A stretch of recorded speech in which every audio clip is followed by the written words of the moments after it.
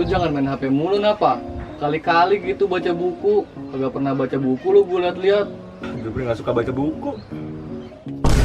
Dengerin kalau orang tua ngomong, pakai alasan segala nggak suka baca buku lagi lu.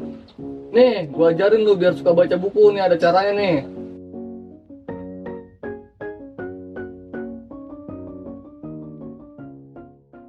Memang nggak semua orang gemar membaca buku.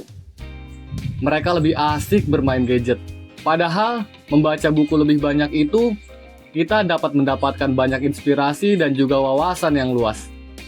Namun juga mampu mengurangi waktu untuk bermain gadget yang berdampak buruk bagi kesehatan. Lantas gimana sih cara mudah untuk membangun keinginan untuk lebih banyak membaca buku? Gimana caranya? Gini caranya. Cara yang pertama adalah memasang target. Maksudnya adalah menentukan berapa lama membaca satu judul buku yang akan dilakukan. Misalnya saja memiliki target akan menyelesaikan satu judul buku dalam waktu 5 hari.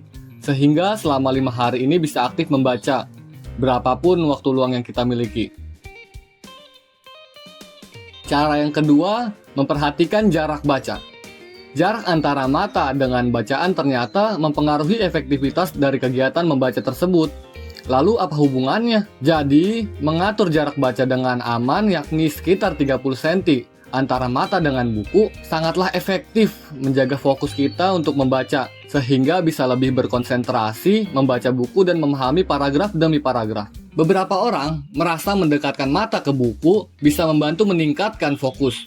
Padahal yang terjadi adalah sebaliknya, karena justru mudah pusing dan pikiran mudah teralihkan. Belum lagi dengan kemungkinan mata yang mudah lelah, sehingga baru membaca buku beberapa menit saja sudah capek. Jadi, mulailah mengatur jarak membaca buku supaya nyaman dan aman, sehingga fokus membaca buku serta bertahan sampai sekian jam. Cara yang ketiga adalah mereview buku. Membaca buku secara efektif akan lebih mudah dilakukan jika melakukan review buku terlebih dahulu, yakni melakukan pratinjau buku sebagaimana menonton trailer film yang akan kita tonton.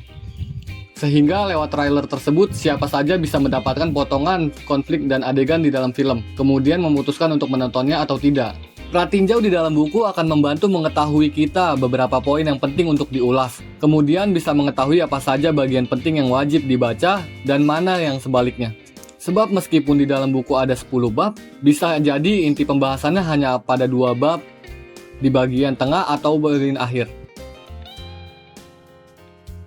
Cara yang keempat adalah membaca 2 atau lebih. Mungkin sebagian dari kalian malah bingung, kenapa malah menambah volume bacaan? Tenang saja, di sini menambah bacaan untuk menghindari rasa jenuh.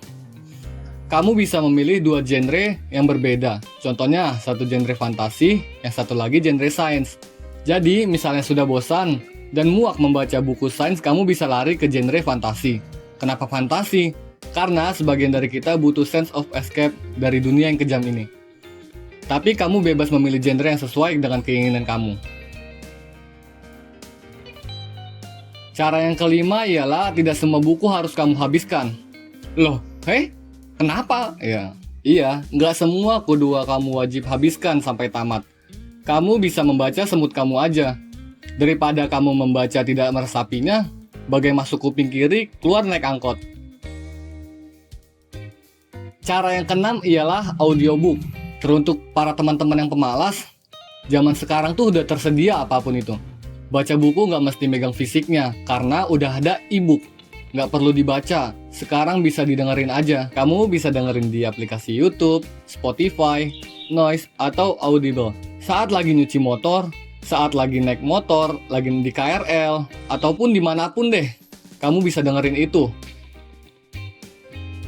Cara yang ketujuh ialah incarlah insight lain dari buku. Dengan kata lain menambah wawasan. Ingat, lagi-lagi apa?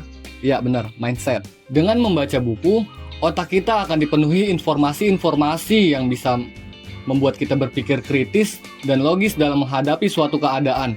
Apalagi sekarang lagi marak tentang buku self-development.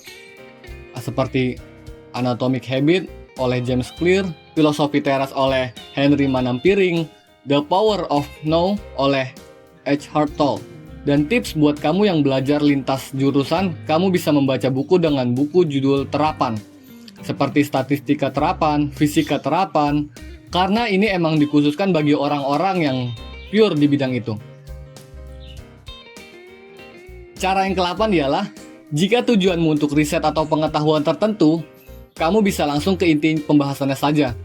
Tanpa cacicu lagi, ingat, kamu nggak apa-apa nggak baca buku sampai habis. Meskipun kamu sudah punya target baca, tapi kamu bisa fleksibel seperti birokrasi jika dihadapkan dengan uang.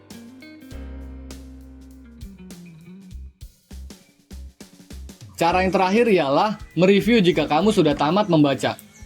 Hal ini bisa menguji kamu untuk merangkai informasi-informasi yang telah kamu terima dari buku menjadi kalimat.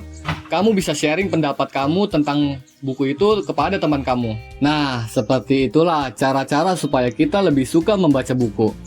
Sekian dari saya, sampai jumpa, bye. Bagaimana jika mata minus atau plus? Ya mampus. Oh, dia. Nggak perlu dibaca secara langsung. Sekarang kalian cuma bisa... Nggak perlu dibaca. Nggak. Ingat, kamu nggak apa-apa baca buku sampai... Daripada kamu membaca tapi tidak meresapinya, bagai masuk kuping kiri, keluar kuping angkot. Keluar naik angkot.